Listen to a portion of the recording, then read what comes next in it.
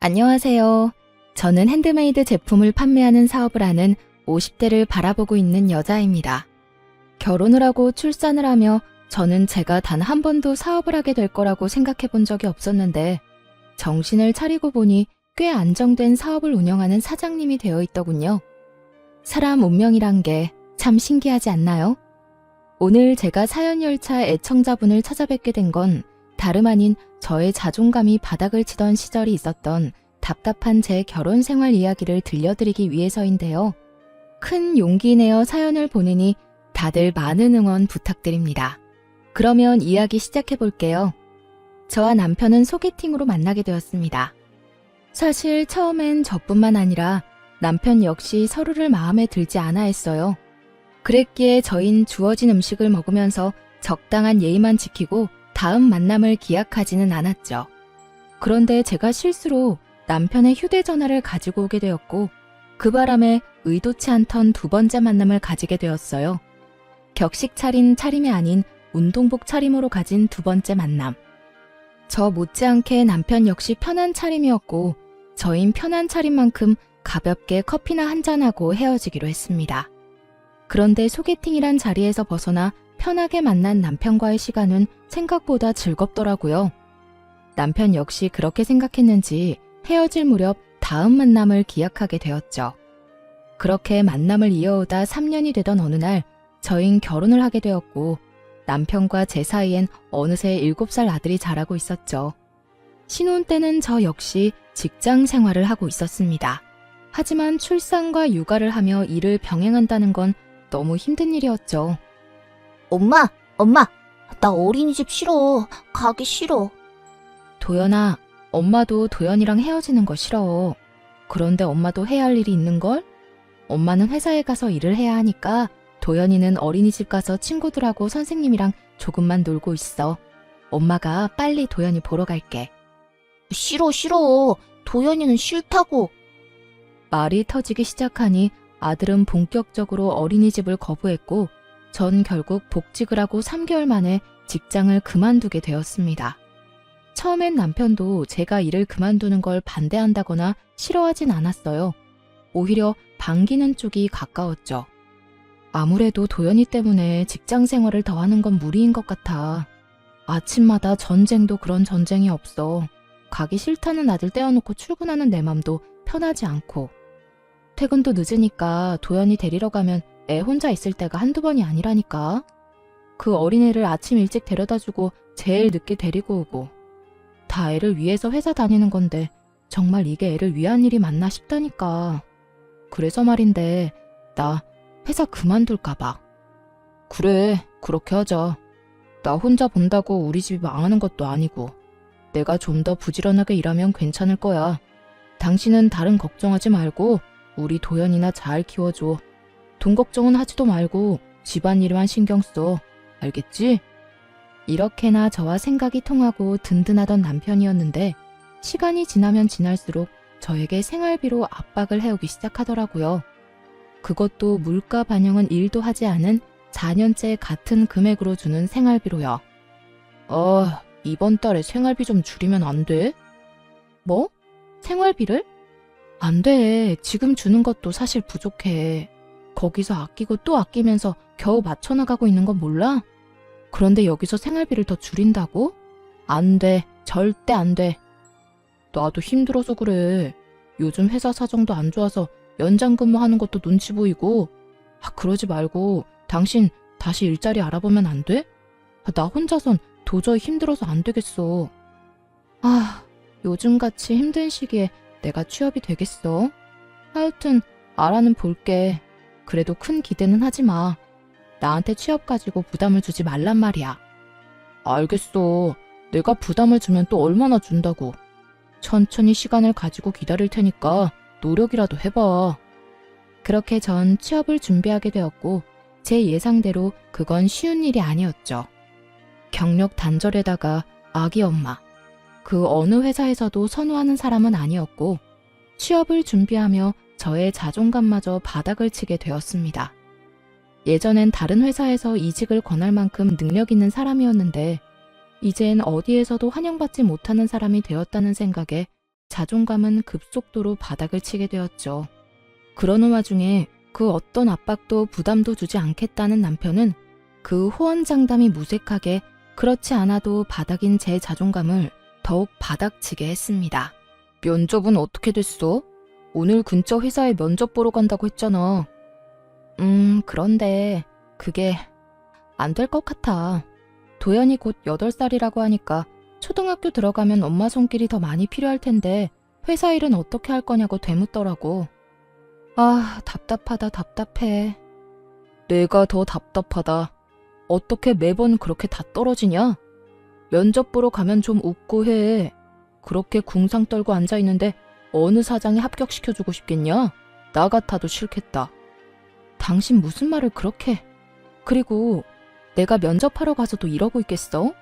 지금이야 매번 면접에서 떨어지니까 속이 상해서 이런 표정인 거고 면접에선 나도 밝은 표정으로 있다고.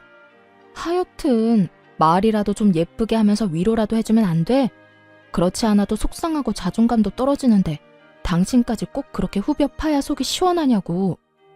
당신이 잘못해서 면접 떨어져 놓고 왜 나한테 화풀이야? 엄한테 화풀 생각 말고 저녁이나 차려. 돈 못 벌면 밥이라도 제때제때 차려내란 말이야.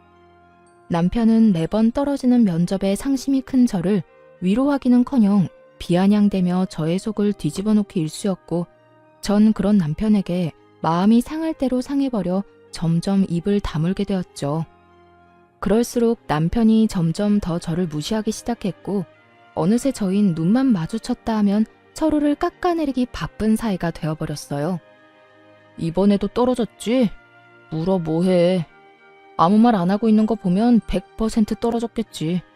하긴 나 같아도 당신 같은 아줌마는 안 쓰겠다. 나 같은 게 어때서? 당신 진짜 말 그따위로밖에 못해? 그리고 내가 이렇게 아줌마 된 게 다 누구 때문인데? 누구 때문인데? 설마 나 때문이라고 할 건 아니지? 당신이랑 결혼하고 애 낳고 집안일 하느라 경력단절 된 건 생각도 안 하나 봐. 내가 만약에 일 안 쉬고 당신처럼 일했으면 아마 모르긴 몰라도 업계 최고 대우 받으면서 일했을 거야. 그건 당신 생각이고, 그리고 그렇다고 한들 그게 무슨 소용이야? 지금은 취업도 못하고 집에서 밥이나 축내는 밥순인데 말이야. 뭐? 밥순이? 참나 기막혀서. 그러는 너는 뭔데? 밥순이한테 밥이나 빌어먹고 사는 너는 뭐냐고. 뭐? 밥이나 빌어먹어? 너 지금 말 다 했어? 됐다. 말을 말자. 내가 무식한 여팻네랑 무슨 말을 하겠어? 이렇듯 끝은 무식한 여팻네였고 전 여팻네 말만 들으면 치가 떨릴 정도로 무시를 당하고 있었습니다. 그렇게 무시가 일상이 되던 어느 날 친정엄마의 생일이 다가왔고 전 늘 그렇듯 돈을 뽑아 봉투에 돈을 넣고 있었어요. 다른 때는 1년에 한 번 드리는 용돈이기에 시댁 친정 구분 없이 50만 원씩 드리고 있었지만 남편 놈과 돈과 취업 때문에 다툼이 잦은 시기라 눈치가 보이더라고요. 그래서 고민하다 30만 원만 마련하게 되었고 그 돈을 봉투에 넣고 있었죠. 고작 30만 원에도 이렇게 눈치를 보고 살아야 하느냐는 마음에 참 속이 상하더라고요. 서럽기도 했고요. 말이야 바른 말이라고 육아하고 살림 사는 걸 시급으로만 따져받아도 이렇게 부모님 용돈 드리는 것까지 눈치 볼 일은 없었을 텐데 이딴 남편을 둔 가정주부들의 한탄스러움이 정말 무엇인지 단번에 느껴지는 날이었습니다. 그렇게 한탄스러우면서도 남편의 눈치나 살펴야 하는 저 자신과 처지가 싫기도 했고요. 그렇게 한숨을 푹푹 내쉬며 봉투를 준비하는데 남편이 방으로 들어오더라고요. 방으로 들어온 남편은 그냥 저를 스쳐 지나가는가 싶더니 제 손에 들린 봉투를 보곤 걸음을 멈춰 저에게 물어오더라고요. 웬 돈이야? 전혀 아무것도 모른다는 표정에 저는 반사적으로 고개를 들어 남편을 노려봤고 저의 눈빛에 의아해하던 남편은 이내 엄마의 생일이란 게 떠오른 듯 재빨리 말을 하더라고요. 아, 장모님 생신이지? 이번 주 주말에 같이 밥 먹기로 했어. 시간 괜찮지? 주말에? 나 안 돼. 당직 잡혀서 회사 나가봐야 해. 진작 말해주지. 일찍 알았으면 다른 사람이랑 미리 바꿨을 텐데. 당직이라 사실 알고 있었어요. 당직이 아니라는 걸 말이에요. 남편은 평소 가지고 다니는 수첩에 당직날은 습관적으로 표시해두곤 했는데 엄마 생일이 있던 달이라 미리 남편 수첩을 확인했었거든요. 그래서 그날로 엄마와 약속을 잡은 거였기도 하고요. 하지만 남편은 당직이라며 저를 속였고 전 그 거짓말에 속아 넘어가기로 했습니다. 그 당시 남편과 전 사이가 너무 좋지 않았고 그런 남편과 함께 식사 자리를 가서 아무리 사이 좋은 척을 해봤자 저의 모든 걸 다 알아차리는 귀신 같은 엄마가 모를 리 없을 테니까요. 그래? 뭐 어쩔 수 없지. 엄마가 당신 좋아하는 중식당 가자고 해서 예약해놨는데 취소하고 한식당으로 가야겠다. 사실 엄마는 중식보단 한식 좋아하시잖아. 한식당 갈 바엔 그냥 집에서 대접해. 괜히 나가서 식당에 돈 버리지 말고. 그리고 친정에 주는 용돈도 좀 줄여. 우리 형편에 50만 원이 가당키나 해. 아무리 1년에 한 번 주는 용돈이지만 요즘 같을 때는 너무 부담이야. 제가 알아서 30만 원을 챙겼을 때의 기분과 남편이 강요하는 상황의 기분은 정말이지 천지 차이더군요. 부담인 거 다 아는데 그래도 굳이 말을 그렇게 해야 해? 그리고 당신이 그렇게 말하지 않아도 30만 원만 뽑아왔어. 어련히 알아서 하지. 내가 당신이 그렇게 힘들다는데 50만 원씩 뽑아왔겠어? 잘했다 칭찬까진 바라지 않았어도 적어도 제가 이렇게까지 말한다면 최소한 침묵이라도 해줄 거라 생각했는데 그건 정말 저의 큰 착각이었더라고요. 30만 원을 드린다는 제 말에 남편이 화를 내며 펄쩍 뛰기 시작했으니까요. 뭐? 30만 원? 그것도 너무 많지. 10만 원만 드려. 아니, 그건 너무 심한가? 그래, 인심 썼다. 15만 원. 15만 원 드리고 식사 대접도 우리 집에서 해. 당신이 다 만들면 되잖아. 뭐? 너 진짜 양심 어디 갔니? 20만 원도 아니고 15만 원? 너 진짜 치사하게 이럴 거야? 다른 것도 아니라 우리 엄마 생일이야. 1년에 한 번뿐인 생일. 그런데 뭐? 15만 원? 생일 그게 별거야? 매년 오늘 생일 다 형편에 맞춰서 해드리면 되는 거야. 자식 힘들다는데 설마 더 달라고 하시기야 하겠어? 형편 같은 소리 한다. 다른 건 몰라도 30만 원은 드릴 거니까 그런 줄 알아. 저는 고함을 꽥 질러버렸고 남편은 그제야 좀 심했다 싶었는지 머리를 긁적이며 아무 말도 하지 않더라고요. 그런 남편을 보고 있는데 정말 이혼이란 말이 목 끝까지 차올라 금방이라도 툭하니 튀어나올 것만 같았어요. 하지만 그 순간 안방에 걸린 가족 사진이 보였고 그곳에 행복하게 웃고 있는 아들의 얼굴이 제 시야에 꽂혔죠. 돌싱남 돌싱녀들이 TV에 나와 새로운 인연을 찾아 나설 만큼 흠이 아닌 세상이 되었지만 자식이 있으니 이혼이 쉽지만은 않더라고요. 특히나 곧 입학을 앞두고 있는 아들에게 아빠를 빼앗을 순 없는 노릇이기도 했고 무엇보다 그대로 이혼을 했다간 제 능력 부족으로 아들을 보지 못하고 살 것이 뻔했기에 전 참고 또 참으며 말을 삼킬 수밖에 없었습니다. 그렇게 울분이 담긴 봉투를 챙겨 엄마를 만났고 제 계획대로 엄마를 한식당에 모시게 되었죠. 고급 한식당이 아닌 그저 평범한 식당이었지만 엄마는 참 기뻐하시더라고요. 딸밖에 없네. 엄마 생일이라고 외식도 시켜주고 말이야. 에이 엄마 그런 말 하지 마. 더 좋은 곳에 모시고 싶었는데 미안해. 내가 취업만 하면 엄마 좋은 데 모시고 가서 거하게 대접할 테니까 그때까지 건강하기만 하셔요. 생신 축하해요. 그래 고맙다. 요즘 많이 힘들지? 젊은 사람들도 취업이 힘들다고 난리던데 넌 더 힘들겠지. 그래도 너무 낙담하지 말고 알겠지? 난 괜찮으니까 너무 걱정하지 마. 얼른 먹자. 나 배고파. 그렇게 식사 자리가 끝나고 계산을 하려는데 엄마가 미리 계산을 해버렸다고 하더라고요. 아마 힘든 딸에게 부담이 될까 화장실 가는 척을 하시며 미리 계산한 듯 했어요. 그것까지도 마음이 너무나도 속상했는데 집으로 돌아와 가방을 정리하던 저는 그 자리에 주저앉아 펑펑 울고 말았습니다. 제 가방 속엔 제가 엄마에게 드렸던 봉투가 고스란히 들어있더라고요. 30만 원이 아닌 100만 원이 든 돈 봉투가요. 봉투 안엔 짧은 편지 한 장도 있었는데 엄마는 연신 취업에 실패하는 딸이 안쓰러워 좋은 옷이나 한 벌 해입을 하며 돈을 넣어뒀다며 나중에 잘 되면 다 갚으라는 내용이었어요. 그날 밤 그 돈봉투와 편지를 안고 얼마나 울었는지 모릅니다. 죄송하기도 하고 서럽기도 해서요. 전 그 100만 원 봉투를 보며 다시 태어나기로 다짐했고 취업 대신 100만 원을 발판 삼아 다시 한번 큰 용기를 내기로 했죠. 제가 낸 큰 용기는 사업이었어요. 처녀 때 제가 하던 일은 다름 아닌 보석 디자이너였는데 보석을 디자인하던 그 당시에도 전 머리핀에 관심이 많았어요. 그래서 전 제가 제일 잘할 수 있으면서도 좋아하는 일로 새로운 도전을 해보기로 했습니다. 그간 가정주부로 산 세월이 얼만데 그 흔한 비상금 한 푼이 없더라고요.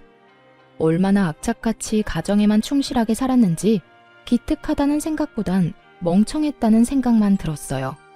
제 수중에는 부모님이 주신 100만 원이 전부였고 그 돈으로 머리핀 재료들을 구입해 핸드메이드 제품을 만들어 팔기 시작했습니다.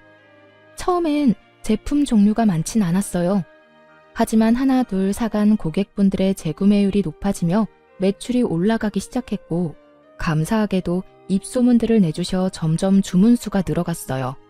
그러다 제가 머리핀을 판매한다는 이야기를 들은 아들의 유치원 원장님이 대량 구매를 해주신 것도 모자라 원생들과 학부모님들께 선물로 나눠주시며 그 인기는 절정에 다다르게 된 것이었죠. 그렇게 100만 원으로 시작한 사업은 어느새 온종일 제품을 만들어도 모자랄 만큼 주문이 넘쳐나고 있었습니다. 혹시나 망할 수도 있는 일이고 혹여나 그렇게 된다면 또 남편에게 모진 말들을 들을 수 있으니 굳이 남편에게 알리지 않고 시작했었거든요. 그런데 저의 사업은 어느새 작업실을 따로 얻어야 할 정도로 규모가 커져 있었죠. 그렇게 몸도 마음도 바쁜 사이 시모의 생일이 다가왔고 저 역시 남편과 마찬가지로 참석조차 하고 싶지 않았지만 그랬다간 또 무슨 불호령이 떨어질지 모르는 일이니 참석하게 되었어요. 여보, 어머님 용돈 준비했어? 안 했으면 내가 은행 간 김에 뽑아올까? 아니야. 내가 준비했어. 그래? 식당 예약도 당신이 했다고 했지? 웬일이래? 평소에 귀찮다고 신경도 안 쓰던 사람이. 어디 예약했어? 집에서 가까워? 어딘지 말하면 당신이 다 알아. 그냥 당신은 내가 운전하는 차 타고 가서 밥만 맛있게 먹고 오면 돼. 얼른 가자. 이러다 늦겠다. 남편은 평소와 다르게 시모 생일 준비를 혼자 다 한 상태였고 그런 남편이 저는 이상할 수밖에 없었습니다. 그도 그럴 것이 지난 결혼 생활 동안 친정은 물론이고 시댁 일에도 남자가 뭘 아냐고 하며 귀찮은 일은 전혀 나서지 않던 남편이었으니까요. 하지만 이런 저의 의아함은 약속 장소에 도착하고 난 후 다 풀리게 되었죠. 남편이 시모 생일이라고 예약한 식당은 고급 한식당으로 유명한 곳이었기 때문이었죠.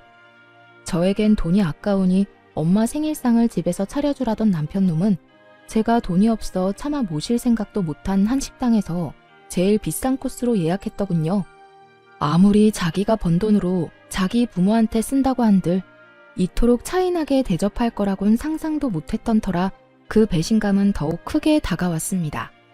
거기에다 용돈 봉투까지 두둑하게 준비해 제 앞에서 시모에게 건네는데 정말 눈이 돌아버릴 지경이었어요.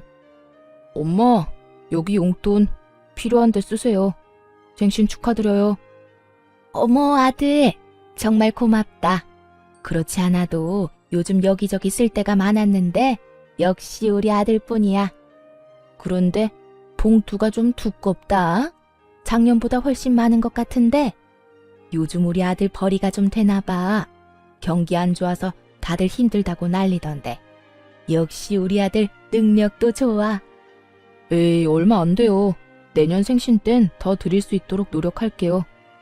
말이라도 고맙다, 아들. 화기애애한 그 분위기 속에서 진심으로 웃지 못하는 건 저뿐이었습니다. 우라가 치밀어 올라 당장이라도 그 상을 엎어버리고 싶은 걸 그야말로 죽을 힘을 다해 참고 또 참았어요. 그 순간 제가 표정 관리를 어떻게 했는지 무슨 말을 어떻게 했는지 기억이 나지 않을 정도니까요. 전 그만큼 화가 나 있었고 남편에 대한 분노로 치가 다 떨릴 지경이었어요. 그렇게 인고의 시간이 지나고 집으로 돌아온 저는 그야말로 개거품까지 물며 남편에게 따져 물었어요. 너 진짜 이럴 거야? 이렇게 치사하게 나올 거냐고. 정말 화가 나는 게 남편의 태도였어요. 저는 화가 치밀어 올라 거품까지 물며 따지는데 남편은 정말로 아무것도 모르겠다는 표정과 목소리로 저에게 왜 난리를 부리냐고 하더라고요. 내가 뭘 어쨌다고 이 난리야? 전 이런 남편의 태도에 더욱 화가 났고 그간 쌓아왔던 울분을 토해냈죠. 몰라서 물어? 식당부터 시작해서 용돈까지. 우리 엄마 생일 때 너 뭐라고 했어? 돈도 없는데 집에서 모시라면서. 그리고 용돈은 또 어떻고. 20만 원도 아까우니까 15만 원 주라고 그렇게 화를 내놓고선 오늘 어머님께 드리는 거 보니까 적어도 100은 돼 보이더라. 어떻게 그렇게까지 차별을 할 수가 있어? 뭐든 적당히 해야지. 네 엄마만 부모고 내 엄마는 남이다 이거니? 엄연히 따지면 남이 맞잖아. 그리고 당신 엄마는 당신이 챙기고 우리 엄마는 내가 챙기는 게 당연한 거잖아. 당신은 오히려 나한테 고마워해야 해. 당신이 장모님한테 드린 용돈도 내 돈으로 드린 거잖아. 그러니까 지금 당신이 나한테 화낼 게 아니라 고마워해야 하는 거라고. 30만 원이든 15만 원이든 그게 얼마든 당신이 나 없었으면 그 돈을 줄 수 있었을 거라 생각해? 뭐? 당신 진심이야? 정말 진심으로 그렇게 생각하고 있는 거야? 그리고 더 솔직하게 말하면 나 사실 당신 집에 돈 주는 거 아까워. 형편이 좋으면 몰라. 솔직히 나 혼자 벌어서 양가 다 챙기는 게 쉬운 줄 알아? 솔직한 심정으론 처가에 주는 돈 우리 집에 다 주고 싶다고. 이렇게 말하는 남편놈을 보며 더는 대화할 필요가 없다는 생각이 들더군요. 매번 형편 타령하는 것도 어이가 없었고요. 저희요, 서울에 자가 있습니다. 그것도 대출 하나 없는 저희 집이요. 결혼할 때 정확히 반반으로 해서 마련했고 그래서 명의는 공동 명의였죠. 남편의 월급이 적은 것도 아니었고 적금, 생활비, 남편 용돈 등등 다 내고도 어느 정도 여유 있다는 거 저도 다 알고 있는데 그놈의 형편 타령에 입이 마르지 않는 지경이니 제가 얼마나 어이가 없겠어요. 오죽했으면 그냥 내가 자기 돈 쓰는 것이 꼴 보기 싫다고 하는 것이 도리어 남편이 덜 미울 것 같은 심정이었어요.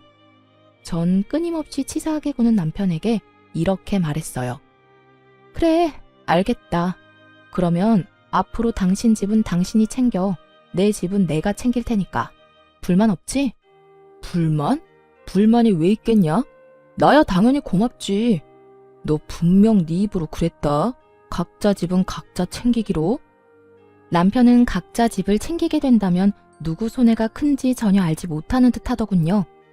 하긴 제가 생색내는 사람도 아니었고 시댁의 제사부터 시작해서 명절까지 전 그 누구의 도움도 받지 않고 혼자 해냈고 때론 남편도 없이 혼자 가서 음식 준비에 마무리까지 혼자 다 해낸 것이 한두 번이 아니었으니까요.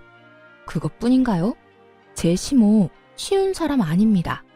틈만 나면 전화가 와서 이런저런 잡일 다 시켜대는데 그게 얼마나 사람 미치게 하는지 남편은 전혀 알지 못하겠죠. 그런 모든 일들에서 해방시켜준다는데 제가 마다할 이유는 없었고 전 다시 한번 정확히 각자의 의미를 짚어주었죠. 그래, 알겠어. 앞으로 나 당신 집에 발길도 안 할 거야. 각자 집 챙긴다는 거엔 제사, 명절, 생신 다 포함되는 거 알지? 난 이 시간 이후부터 그 모든 걸 다 챙기지도 참석도 안 할 테니까 그런 줄 알아. 아, 물론 당신도 안 챙겨도 돼. 우리 집은 내가 알아서 챙길 테니까. 막상 제가 참석도 안 한다고 하자 남편은 잠시 멈칫하는 듯 했지만 친정에 쓰는 돈이 너무나도 아까운지 이내 알겠다며 약속 꼭 지키라고 하더군요. 그렇게 저흰 한 집에서만 사는 남보다 못한 부부 사이가 되었고 그렇게 시간은 흘러 아이가 초등학교에 입학을 하게 되었습니다. 제 사업은 완전히 자리를 잡게 되었고 매출은 월 1,000만 원이 되는 달이 늘어가고 있었죠. 능력이 된다는 건 참 좋더라고요. 아들의 작아진 운동화를 애써 모른 척할 필요도 없었고 20년째 쓰고 있던 친정의 세탁기를 바꿔주는 것도 걱정도 무리도 할 필요도 없이 할 수 있었으니까요. 30만 원을 주고 100만 원을 받아왔던 죄송했던 지난 생일과는 달리 엄마의 생일 선물로 500만 원을 드렸던 그날 엄마도 울고 저도 울었습니다. 그렇게 제가 눈물로 행복한 날들을 보내는 사이 또다시 시모의 생일이 다가왔어요. 저희가 각자 집은 각자 챙기기로 한 후 처음 맞는 시모의 생일이었죠. 저는 약속한 대로 그리고 제가 선언한 대로 시모 생일은 신경 쓰지도 않았고 그랬기에 참석도 하지 않았습니다. 그 대신 전 엄마를 모시고 그때 시모의 생신날 갔던 저에겐 돈이 없어 차마 엄마를 모시고 가지 못했던 그 한식당에 가게 되었죠. 엄마와 전 가게에 들어서 예약한 룸을 향해 걸어 들어가는데 그곳에 남편과 시댁 식구들도 왔더군요. 혹시나 하는 마음이 있긴 했지만 같은 시간대에 만나게 될 거라고는 생각도 못했는데 이를 어쩌나 했어요. 하지만 다행스럽게도 남편을 제외한 시댁 식구들은 저를 보지 못했고 저를 발견한 남편만이 저와 눈이 마주치게 되었죠. 전 그런 남편을 무시한 채 재빨리 엄마를 모시고 룸으로 들어가 버렸고 그런 저의 태도에 화가 난 남편이 저를 주차장으로 불러내더군요. 왜 오라가라 난리야. 엄마랑 같이 온 거 못 봤어? 엄마 혼자 두기 그러니까 할 말 있으면 얼른 해. 너 진짜 이럴 거야? 휴대전화도 끄고 뭐 하느라 우리 엄마 생일에 얼굴도 안 내비친다 싶었더니 네 엄마랑 여기까지 밥 먹으러 왔어? 당신이 그러고도 며느리야? 어떻게 며느리가 시어머니 생일에 참석도 안 할 수가 있냐고. 이거 왜 이래? 우리 약속 잊었어? 각자 집 각자 챙기기로. 당신 그래서 우리 아빠 생일도 참석조차 안 했던 거 기억 안 나? 지난달 친정아빠 생일에 자신은 참석하지 않고 돈도 쓰지 않아도 된다며 신나서 콧노래까지 부르던 것이 기억이 나지 않는 것 같아 콕 집어주었죠. 제 말에 남편놈은 그제야 생각이 난 건지 얼굴까지 붉히며 저를 노려보더군요. 그렇게 보면 어쩔 건데 다 당신이 자초한 일이야. 그러니까 나한테 여기서 괜한 시비 걸지 말고 들어가서 네 가족들이랑 시간 보내. 제 말에 할 말이 없어진 남편은 씩씩거리는가 싶더니 저에게 손을 내밀더니 이렇게 말했어요. 내놔, 내 카드. 뭐? 내 카드 내놓으라고. 당신 여기 내 카드로 결제하려고 했지? 그런데 어쩌냐? 나는 내 돈으로 당신하고 당신 가족 배불려 줄 생각 전혀 없는데 사람이 변해도 어떻게 이렇게까지 변할 수가 있는 것인지 그 순간 저는 이때껏 왜 이런 남자와 뭐 때문에 함께 살았나 하는 생각이 다 들더군요. 전 남편의 손에 카드를 던져주다시피 돌려주며 이렇게 말했어요. 아 그래? 이까지 카드 한도 얼마나 된다고 이 난리야? 이딴 카드 쓸 일도 없고 앞으로도 줄 필요 없으니까 당신이 다 해. 이걸로 사랑하는 당신 가족 밥이나 사주면 되겠네. 제 말에 남편은 코웃음까지 치며 이렇게 묻더라고요. 뭘 믿고 이러는 거야? 어디 취업이라도 했어? 네, 그래요. 전 그때까지도 제가 사업을 하고 있으며 그 사업으로 대박이 났다는 사실을 알리지 않고 있었어요. 아니, 정확히는 알릴 수가 없었죠. 남편놈은 저와 한바탕 하고 난 후 생활비조차 주지 않고 있었고 그렇게 무책임하게 굴면서도 단 한 번 저에게 돈이 필요하지 않냐고 묻지도 않았으니까요. 그런 남편에게 굳이 제가 알릴 필요도 알릴 틈도 없었던 겁니다. 취업은 무슨? 내가 어떻게 취업을 하겠어? 틀린 말은 아니었어요.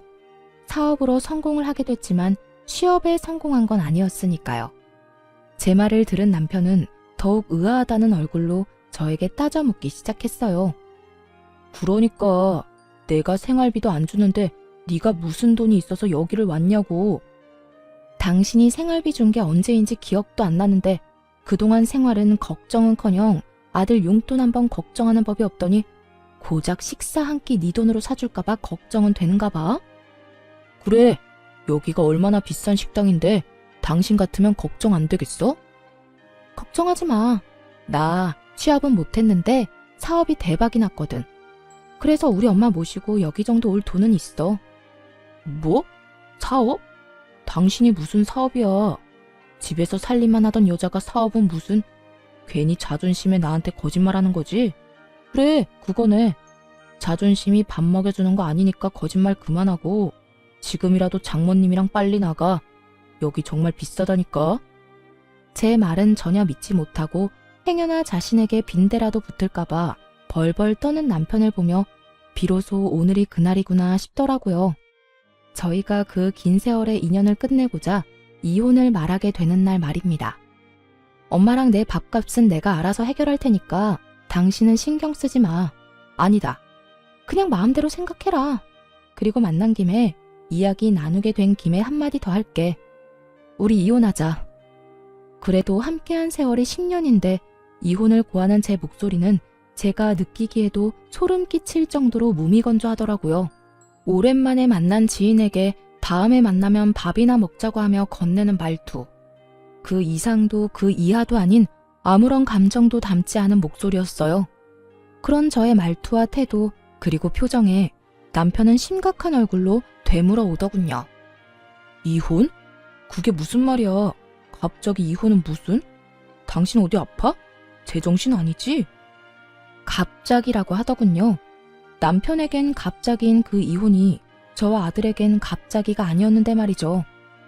어느 날 아들이 진지한 얼굴로 저에게 이렇게 말하더라고요. 엄마 그냥 아빠랑 이혼하면 안 돼요? 어? 이혼? 너 이혼이 무슨 뜻인 줄 정확히 아는 거야? 엄마, 나 초등학생이야. 그 정도는 충분히 안다고. 안다는 애가 이혼하라는 말을 어떻게 엄마한테 할 수가 있어? 왜? 무슨 일 있어? 아들은 이유를 말하지 않았고 전 그저 남편과 아들 사이에 제가 모르는 무슨 일이 있겠거니 했어요. 제 눈에는 어리게만 보이는 고작 초등학생인 아들의 입에서 나온 말이었으니까요. 하지만 아들은 끊임없이 저에게 이혼을 말해왔고 어느 날은 그 이유를 말해주더군요. 엄마가 행복해 보이지가 않아요. 나하고 있을 땐 엄마가 웃기도 하고 행복해 보이기도 하는데 아빠와 함께 있을 땐 엄마가 행복해 보이지 않아요. 그러니까 그냥 이혼하면 안 돼요? 정신이 번쩍 들더라고요. 저는 아들 때문에 저런 남편이라도 붙잡고 살았던 것인데 아들은 저를 위해 저런 아빠를 참고 있었던 사실을 알게 되었으니까요. 그 후로 전 아들과 함께 많은 대화를 나눴고 그렇게 이야기를 나누고 상의한 결과 남편과 이혼하기로 했던 것이었죠. 이런 사실을 언제 남편에게 말하나 싶었는데 남편이 그날을 정해주니 저는 그저 남편에게 말할 수밖에요. 나 안 아파. 정신도 멀쩡하고. 그러니까 이혼하자. 당신도 사실 가정에 미련 없잖아. 나도 마찬가지야. 당신이랑 사는 거 많이 지쳤고 당신한테도 아무 감정 없어. 이런 결혼 생활이 무슨 의미가 있겠어. 그러니까 우리 여기서 그만하자. 여전히 무미건조한 제 말에 남편은 알턴이 빠진 사람처럼 홀가분한 표정을 지어 보이며 이렇게 말하더군요. 그래, 그러자. 차라리 잘 됐어. 나도 괜한 너 그렇게 구질구질하게 사는 거 보기도 싫었고 다 내 탓인 것 같은 마음에 죄책감 느끼는 것도 싫었어. 그래, 이혼해. 그래, 그러면 이혼하는 걸로 알고 가볼게. 엄마 기다려. 그렇게 저흰 각자 부모님에게로 돌아갔고 무사히 식사 자리를 마쳤습니다. 저는 식사가 끝나고 차를 한 잔 마시며 엄마에게 모든 사실을 털어놓았고 엄마는 이렇게 말씀해 주시더라고요. 대충 눈치는 채고 있었어. 어느 순간부터 처가인 발걸음도 하지 않고 네가 많이 힘들어 보였거든. 그래서 걱정 많이 했는데 그래도 이제 엄마는 걱정 안 해. 그땐 많이 힘들어 보였는데 이혼한다고 말하는 지금의 너는 후련해 보이거든. 잘 결심했어. 네가 행복할 수만 있다면 그게 이혼이든 뭐든 엄마는 환영이야. 이 엄마가 응원할게. 엄마는 저의 앞날을 응원해 주셨고 생각보다 좋은 분위기에서 식사 자리를 마칠 수 있었죠. 하지만 이런 저희 집과는 달리 시댁은 난리가 난 듯 하더라고요. 집으로 가기 위해 주차장으로 가니 시모가 고래고래 소리를 지르며 제 욕을 하고 있는 꼴을 보아하니 말이에요. 그년이 이혼하자고 했다고? 그래, 그까짓 이혼해. 애는 애 엄마한테 키우라고 하고 양육비는 월 20만 원만 줘. 그리고 애는 우리가 보고 싶을 때마다 본다고 하고. 알겠어? 어디 땡전 한 푼도 못 버는 거 그래도 애 엄마라고 참고 살게 해줬더니 뭐? 이혼? 그까짓 이혼 당장 해라. 그게 요즘 사업한다나 봐. 꽤 잘 되는 것 같던데. 그러고 보니 하고 다니는 것도 좀 바뀐 것 같기도 하고. 집에서 놀고 먹던 게 사업이라고 해봤자 그게 뭐 잘 되겠니? 다단계는 아닌지 몰라. 사업을 하든 취업을 하든 그 물건 못 쓸 물건이니 이혼해. 이런 대화는 저는 물론이고 친정엄마까지 듣게 되었고 엄마의 표정은 좋지 않았습니다. 저 옆앤내가 누구한테 감히 욕짓거리를 하는 거야? 내가 진짜 저 옆앤내를? 엄마, 참아. 여기서 흥분해봤자 좋을 거 하나 없어. 괜히 말 섞지 말고 그냥 가자. 무시가 답이니까. 엄마를 달래며 잡아끄는 행동과는 다르게 당장이라도 달려가 내 수익이 월 1,000이다 라고 외치고 싶었지만 그렇게 한다고 한들 뭐가 남겠어요. 전 말로 하는 대신 그들을 지나쳐 제 차에 올라탔고 그 순간 그 사람들의 눈빛을 아직도 기억합니다. 뭐니? 쟤 도요냄이 아니니? 저거 비싼 차 아니야? 쟤가 왜 저 차에 타는 거야? 그러게 저 차 1억짜린데 엄청 비싼 차인데 왜 저기 여보 남편은 제 차 문을 붙잡고 늘어지더라고요. 이거 나 차 출발하려는 거 안 보여? 죽고 싶어서 환장했어? 그게 아니라 이거 정말 당신 차야? 당신 정말 대박이라도 난 거야? 말했잖아 나 대박 났다고. 그러게 잘 좀 하지 그랬어. 사람 말도 좀 믿고. 여보 우리 이야기 좀 하자. 아까는 내가 말이 심했지? 미안해. 이제 와서 미안? 웃기지도 않는다 진짜. 다 됐으니까 저리 꺼져. 전 남편을 있는 힘껏 밀어버리고선 그대로 차를 몰고 주차장을 빠져나왔어요. 룸미러를 통해 보니 남편은 거의 울 것 같은 얼굴로 제 차를 쫓아오다 넘어져 버렸고 시모는 자리에 털썩 주저앉아 있더군요. 그 후로 저는 바로 이혼을 진행했고 남편은 그제야 끝까지 저에게 매달리더라고요. 여보, 우리가 이혼은 무슨 이혼이야. 내가 바람을 피운 것도 아니고 당신한테 나쁜 짓을 저지른 것도 아니고 이까진 일로 이혼한다고 하면 사람들이 다 비웃는다고. 사람들이 뭐라고 하든 난 상관없어. 그리고 당신이 나한테 한 행동이 외도하고 다른 게 뭔데? 당신은 말로 나한테 상처를 줬고 행동으로 나한테 배신감을 안겨줬어. 난 더는 당신을 사랑하지 않고 당신 같은 사람을 믿지도 않아. 여보, 내가 미안해.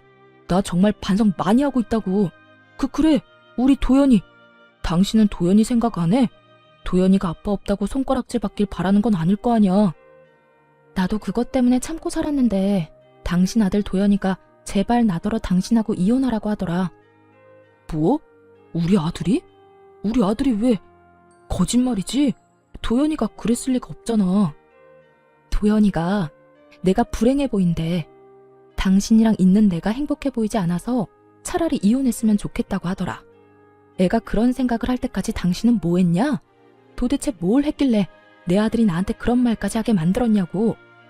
충격적인 진실 앞에 남편은 할 말이 없는 듯 가만히 있더라고요. 오만 생각이 남편의 머릿속에 오가는 것 같기도 했고요. 우리 아들, 나 이혼하고 나면 당신 보고 싶지도 않대. 그러니까 그런 줄 알고 이혼 준비해. 남편은 이런 제 말에도 아무 말도 하지 않고 돌아갔고 그렇게 이혼은 진행되었습니다. 재산 분할이 제일 걱정이었는데 긴 세월 남편이 생활비 한 번 주지 않았고 양육에도 무관심한 태도에서인지 모든 것은 저에게 유리한 조건으로 끝이 났고 양육권 역시 아들의 뜻에 따라 당연히 제가 가지게 되었어요. 아들은 강력하게 아빠는 보고 싶지 않다는 자기 의사를 전했고 그 덕에 전 남편은 아들의 얼굴조차 제대로 볼 수 없는 처지가 되었습니다. 그렇다고 해서 전 남편의 처지가 불쌍하다거나 안쓰럽다거나 그런 감정은 전혀 들지 않더라고요.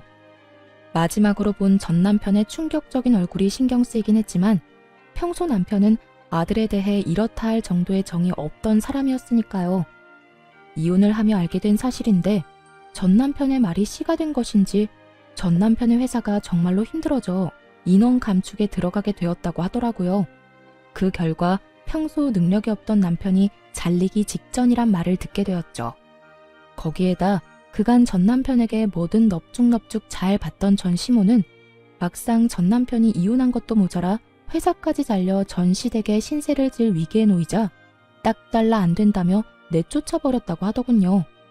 이러한 사실은 전 시모의 입을 통해 직접 듣게 되었죠. 무슨 일로 전화까지 주셨어요? 저 이제 어머님 며느리 아닌데요.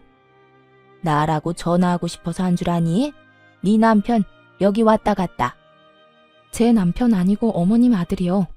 저 이혼한 거 잊었어요? 그래, 내 아들. 방금 너랑 이혼하고 회사까지 잘린 내 아들 왔다 갔다. 꼴을 보아하니 마땅히 오갈 데도 없는 것 같더구나. 그렇다고 내가 나이가 몇 살인데 이 나이에 아들까지 끼고 살 순 없는 노릇이라 그대로 내쫓았다. 잘하셨네요. 그런데 그걸 왜 저한테 말하세요? 저는 궁금한 적도 알고 싶지도 않은데요. 말버릇하고는... 에휴, 너 화난 거 나도 안다. 그런데 들어보니 너도 잘한 거 하나 없더구나.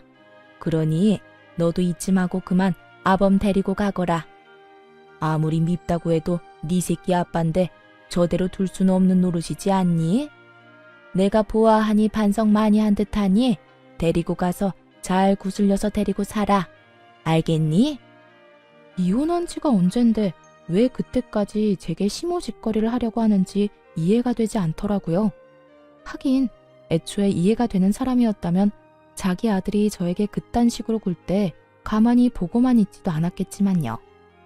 전 그때까지 큰 착각을 하고 있는 시모에게 단호하게 한마디 해주고 전화를 끊어버렸습니다.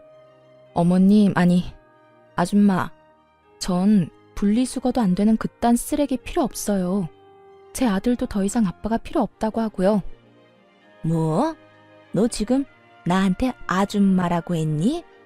어디서 건방지게 어른한테 그딴 투로 짓거리는 게야? 제가 이혼한 지가 언젠데 언제까지 어머님이라고 불러드릴 거라 생각했어요. 말이야 바른 말이라고 이젠 아무 관계도 아닌데 아줌마가 맞지 않나요? 저요, 바빠요 아줌마. 일도 해야 하고 아들도 키워야 하고요. 그러니 이딴 일로 연락하지 마세요. 더는 목소리도 듣고 싶지 않네요. 끊을게요. 전화를 끊어버린 저는 전화번호를 바꿔버렸고 혹시 하는 마음에 아들 역시 번호를 바꿔버렸습니다. 그렇게 그 지긋한 인연도 끝이 났어요. 그 후 저는 아들과 함께 잘 살고 있습니다. 이혼을 하고 난 후 제법 자란 아들이 저에게 이런 말을 해주더라고요. 엄마, 이제 정말 엄마가 행복해 보여. 그래서 나도 행복해. 그러니까 엄마, 앞으로도 많이 행복해 해줘. 나도 행복하게 말이야. 아들, 고마워. 사랑해. 나도 사랑해, 엄마. 그 말에 왈칵 눈물이 쏟아져 내리더라고요. 품 안에서 울고 웃던 아들이 어느새 자라 엄마의 행복이 자신의 행복이라 말하는 걸 보며 눈물이 나기도 했고 행복함에 웃음이 나기도 했으며 아들에게 참 고맙기도 했습니다. 만약 그 힘든 시절 아들의 말이 아니었다면 저는 어떻게 됐을까요? 그 쓰레기 같은 인간과 부부란 이름으로 아무 의미 없는 관계를 유지하며 제 인생을 갉아먹고 있지 않았을까요? 그 모든 것이 아들을 위한다는 큰 착각 속에서 말이죠. 그 삶은 결코 행복하지 않았을 뿐더러 끝도 없는 불행에 저는 병들어갔을 겁니다. 여러모로 아들의 존재가 오늘따라 더 감사하게 느껴지네요. 전 앞으로도 아들을 잘 키우는 것은 물론이고 힘들게 자리 잡은 제 사업이 흔들리지 않게 잘 유지하며 제 행복을 위해 살아갈 예정입니다. 제가 행복해야 아들 역시 행복하다고 하니 부지런히 행복해 보려고요. 때론 혼자인 것이 이겨낼 수 없을 정도로 힘이 드는 날이 오겠지만 둘이어서 외로울 때보단 그게 뭐든 덜 힘들지 않겠어요? 전 그게 뭐가 됐든 이겨낼 자신이 있거든요. 이로써 저의 긴 사연도 끝이 났네요. 저는 이혼을 마음먹기 전까진 이런 것도 이혼 사유가 될 수 있나 하는 걱정을 많이 했던 것 같아요. 그 어느 날 전 남편이 했던 말처럼 남편은 외도를 저지른 것도 저에게 폭력을 행사한 것도 아니었으니까요. 하지만 이혼을 진행하며 변호사와 많은 상담을 했는데요. 평생을 함께 살아가야 할 동반자가 내게 무시와 멸시를 밥 먹듯이 한다면 또 처가와 시가를 대놓고 차별한다면 그것 또한 저와 제 아들에게 정신적 가해가 될 수 있다는 것을 깨달았습니다. 제가 이런 말까지 하는 이유는 세월이 많이 변해도 집에서 육아하며 집안일 하시는 많은 분들 중에 아직도 저처럼 무시당하며 눈치를 보며 사시는 분들이 많이 있더라고요. 가정주부 여러분, 육아와 집안일도 엄연한 일입니다. 가정에서 가장 중요한 일이죠. 그러니까 너무 눈치 보고 주눅이 들어 살지 마세요. 할 말은 하고 살자고요. 그럼 저는 이만 물러가 볼게요. 긴 시간 함께 해주신 모든 분들 감사합니다. 행복하세요.